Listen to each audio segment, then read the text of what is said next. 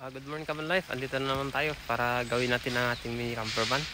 Ayan, so ang gagawin natin ngayon ay magpipintura.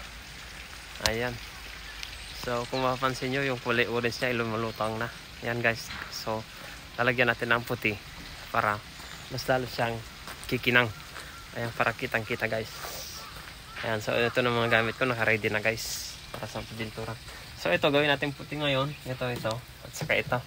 At saka of course dito sa ating cabinet, puputihan ko yan na may combination with orange din.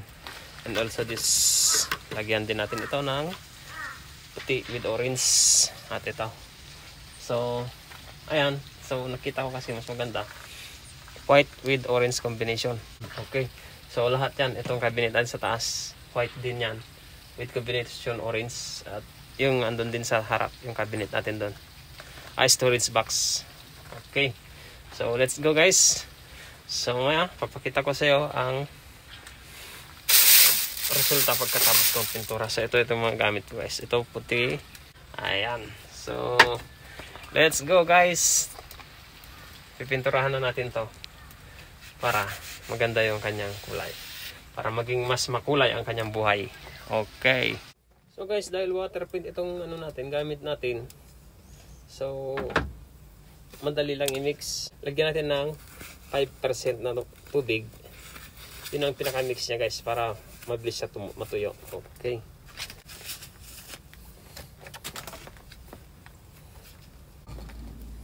So ito, pag natin ito ng pintura guys, sakto 5% naman yung tubig niya.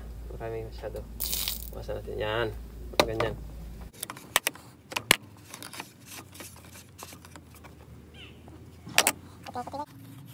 Hanggang sa sasalin natin to.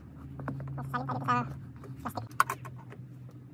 Yan, so mix natin. Dahil okay, 5% na tubig yan guys para mabilis na tumayot matuyo.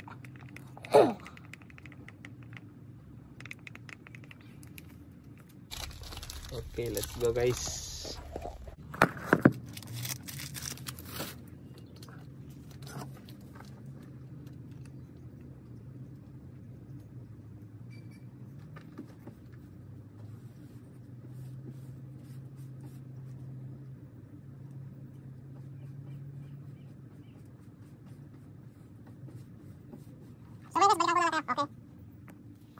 So yun guys, nagpintura natin lahat ng puti yan. Puti. Ayan, puti na. Ngayon, gagawin ko na lang ay yung orange na. Lagyan natin ng orange guys. Ayan. So dun sa harap, napinturahan natin ng puti. So ito, naputi din na natin. Yung sa loob, naputi na rin.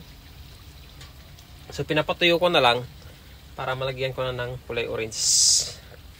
Ayan.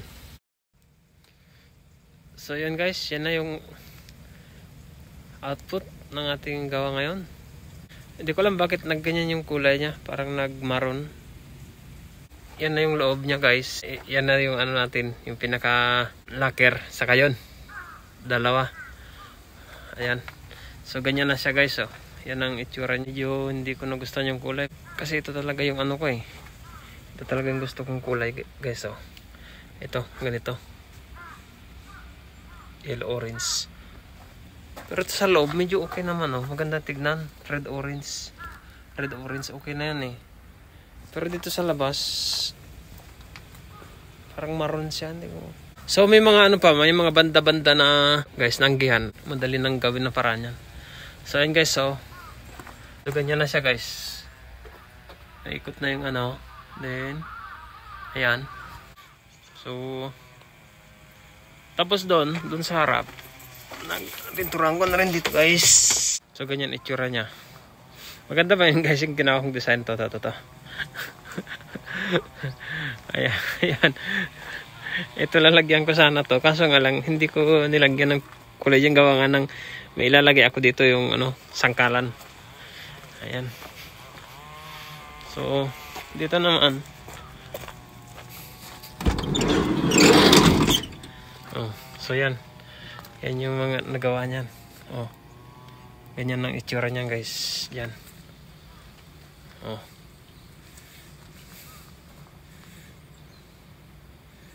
Di ko alam kung red orange ba siya o maroon, parang ganun. Yung kulay niya. O yung mata ko lang yung ano. Okay. Ganyan na.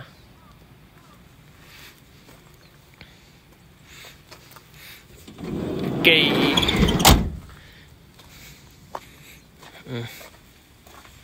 So yan ang nagawa natin ngayon guys. Kasi hindi pa dumating yung ano ko yung mga ilaw niya. Kaya hindi ko pa makabit. Pero hanggang ngayong katapusan, matatapos na yan. Ng March. So ganyan na siya guys. Makulay ang buhay sa sinabawang gulay.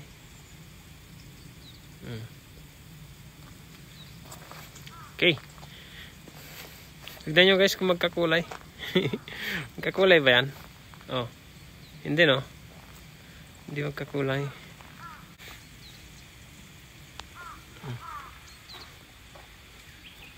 Paikot. Meron din doon.